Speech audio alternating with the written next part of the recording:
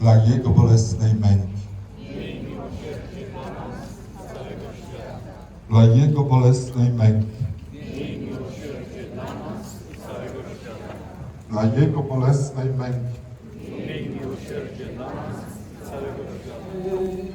Jezu Chryste, zmiłuj się nad nami i Ty, któraś współcierpiała, Matko bolesna, ucieczko grzesznych, módl się za nami.